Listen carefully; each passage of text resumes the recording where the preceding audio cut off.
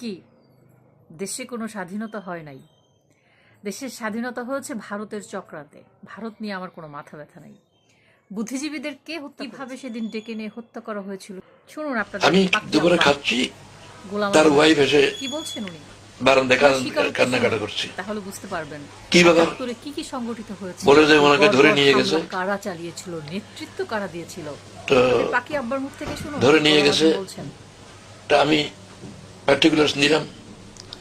তো রাও ফার্নান্ডে আমাকে বলছিলেন যে সার্কিট হাউসে ব্রিগেডিয়ার কাসেম বসে, কোনো কমপ্লেন হলে ওনার কাছে আগে বলবেন। আমি ওনাকে ফোন করলাম। এরপরে দুদিন পরে ওই লোকের নাম সূর্য মিয়া, ডাক নাম ছিল সূর্য মিয়া, উনি আমার বাড়ি এসে বসলেন। আমি আপনি কেমন করে আসলেন, কোথেকে আসলেন? বলে যে সার্কিট হাউসের ওখানে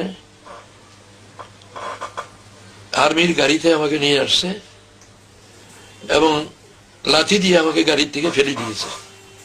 এই কথা বলে যে গোলাম আজম নাকি কি সুপারিশ করছে তোর পক্ষে, তো যা, এই বলে গাড়ি থেকে লাঠি দিয়ে আমাকে ফেলে দিল। আমি সেন্সলেস হয়ে গেলাম। তারপর যখন নাকি সেন্স ফিরেছে, তারপরে একটা রিক্সা দেখে আমি ডাকলাম, এই রিক্সাতে যেন আপনার বাড়িতে আসছি। এইভাবে মানুষের যেটুকু সম্ভব খেদমত করেছি। একাত্তরের এই বর্বরতা যারা অস্বীকার করছেন, যাদের মস্তিষ্কের পাশ দিয়ে চলে যায়, আপনারা এই দেশের বীরাঙ্গনাদের যা খুশি তাই মুখে আসে বলে দিচ্ছেন। 16ই ডিসেম্বরকে বাল দিবস বলছেন।